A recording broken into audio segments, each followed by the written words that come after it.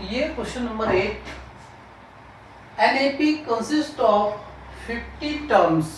AP में कितने terms हैं? 50। ठीक है, साथ साथ आप है ना क्वेश्चन को पहले एनालाइज करा करो, क्या दे रखा है, इसकी वर्डिंग उसको डिकोड करना सीखो। ये सीखो कि क्या दे रखा है, क्या पूछा है। या पहले ही देखिए, an AP consist of 50 terms, यानी कितने टर्म्स दे रखे हैं यहाँ पर?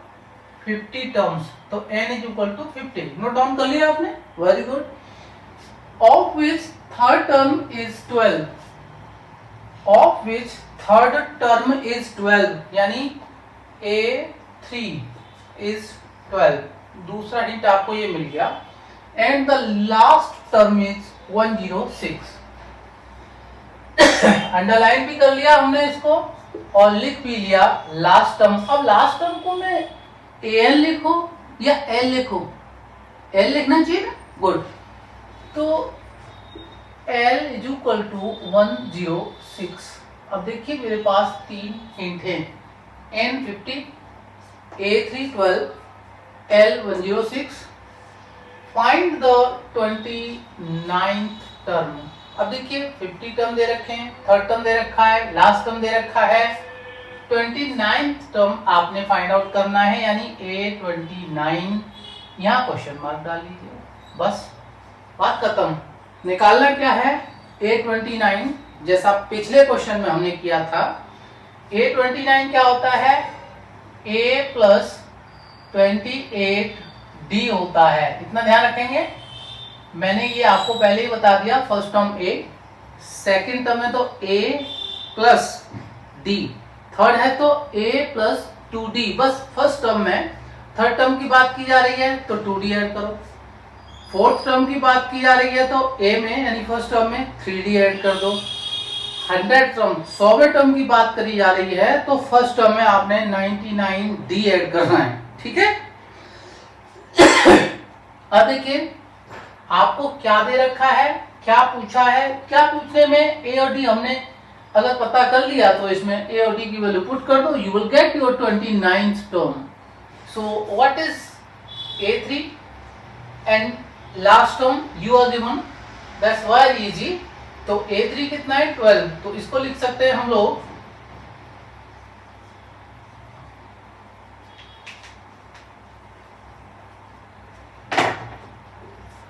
आपको A3 कितना दे रखा है? 12। इसको लिख सकते हैं A प्लस 2D। ठीक है, ये इक्वेशन 1 होगी मेरी।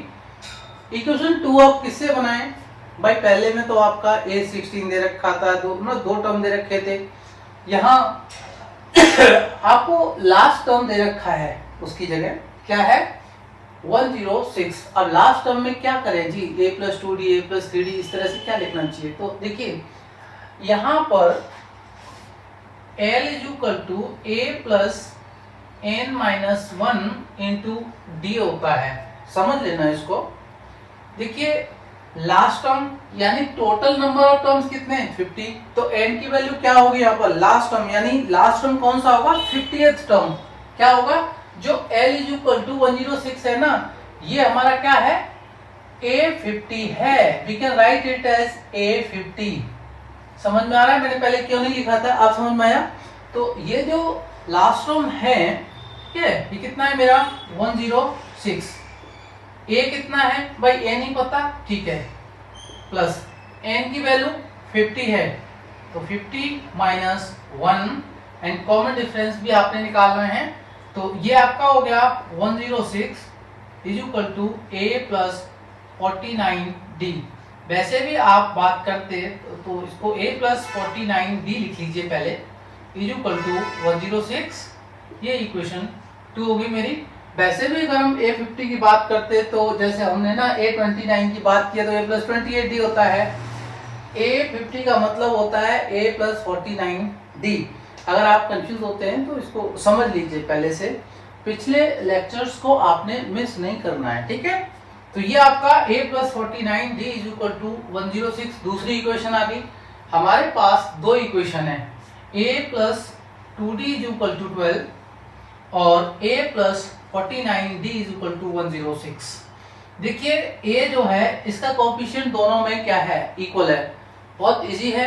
ठीक है, हम एक इक्वेशन से दूसरे इक्वेशन को माइनस कर देंगे तो a आपका एलिमिनेट हो जाएगा। अब किससे किसको माइनस करना है, कौन सा आपको ज्यादा इजी रहता है। देखिए 49d है और ये 2d है, तो ऑब्वियस सेकंड से आप फर्स्ट को सब्ट्रैक्ट कर लीजिए। ठीक है, तो आपने क्या करना है, equation second minus equation first. Equation second को आप पहले लिख लीजिए, a प्लस 49d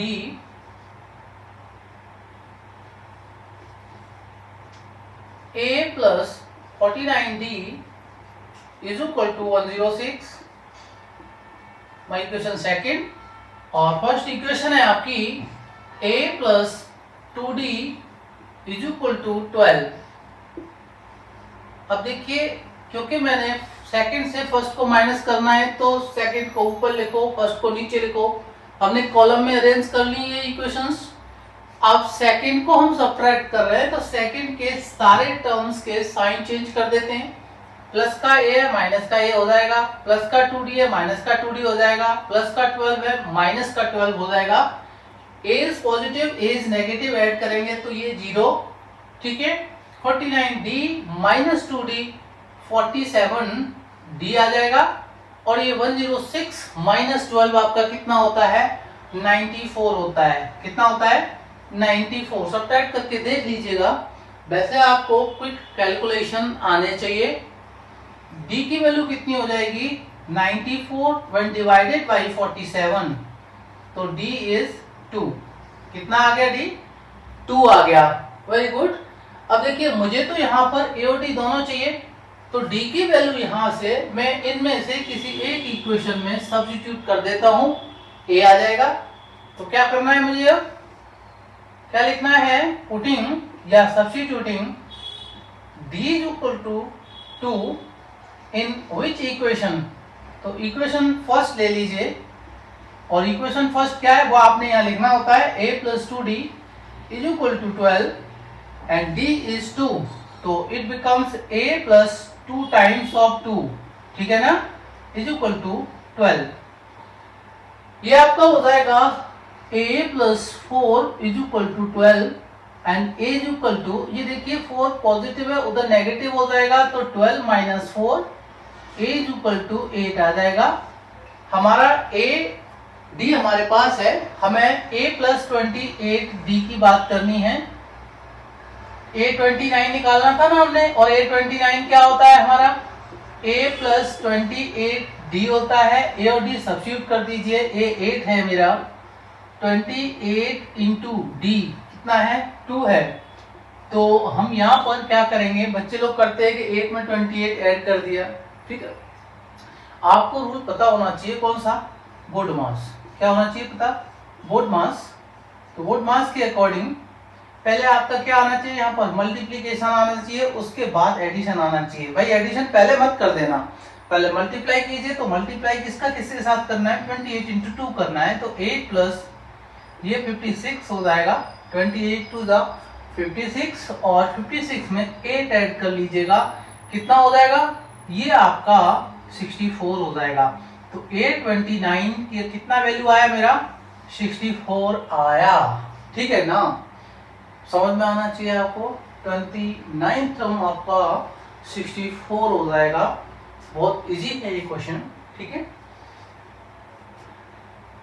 अच्छा लग रहा है, वीडियो को लाइक कीजिए, शेयर कीजिए, और चैनल को अगर फर्स्ट टाइम है तो सब्सक्राइब कर लीजिए।